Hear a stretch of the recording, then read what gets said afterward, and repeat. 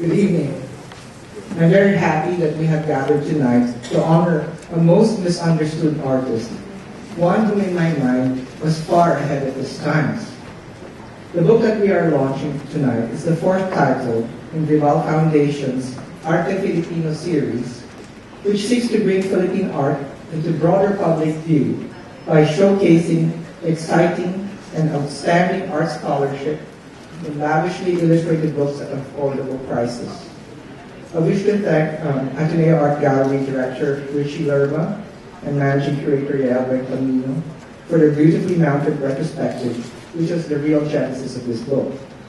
To co-authors Boots Herrera, Lisa Chicampo, Sid Reyes, and Rod Palas, I remain indebted to your patience and trust in the publication of your scholarship.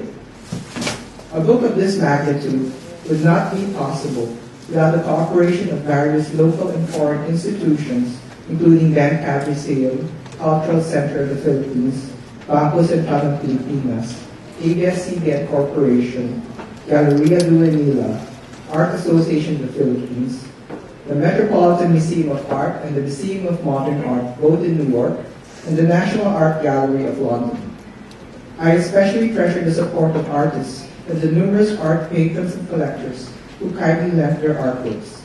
In particular, I acknowledge the support of Lee's good friend, Rick Theismans, who shared with us his luminous portraits of the artist. I also wish to acknowledge Tats Manahan for her beautifully crafted Lee biography in the November 2010 Rogue magazine, which greatly inspired me in the film you are about to watch.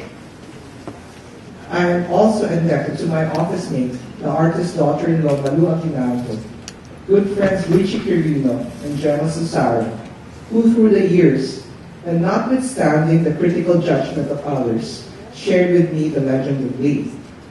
Tonight's jazz program kicks off the month-long Philippine International Jazz Festival and is a most fitting tribute to the artist who loved this music most of all. My thanks go to Festival Director Sandra Lee, who, like the artist, is one of the Philippines' great champions of jazz. A special word of thanks goes to Melba Arribas and the artist family for their very brave and magnanimous support. Notwithstanding your trepidation and mixed emotions, you freely shared Lee's life, lectures, autobiography, art notes, and anecdotes. By doing so, you opened the artist world not only to art scholars, but to millions of Filipinos.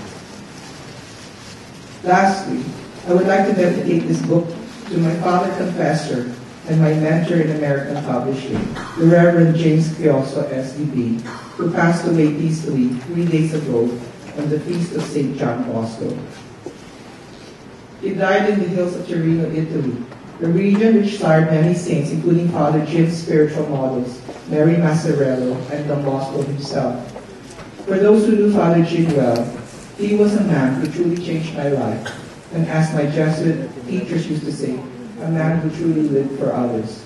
Father Jim, may this book be a testament to the path of excellence and truthfulness you charted out for me 30 years ago in New York, when you made it my second home.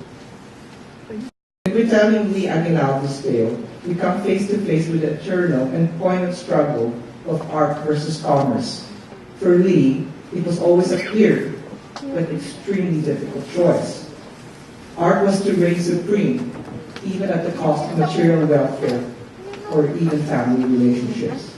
This publication is an attempt to examine the whole picture, painful history, privileged family background, loyal friends, obtuse artistic inspirations, dizzying creative processes, conflicted public and private personas from different perspectives, including Aguinaldo's own.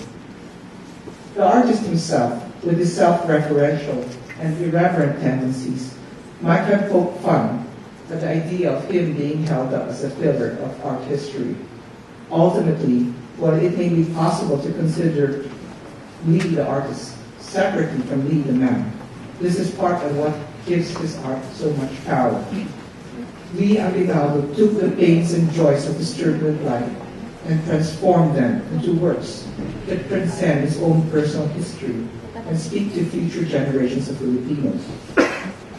The life and art of Lee Aguinaldo firmly replace the artist in the pantheon of the Philippine art world, and I remain supremely confident that history will not be so unkind in its judgment of his legacy. And now, I have the honor to present to you the world premiere of a documentary entitled Remembering Lee Aguinaldo.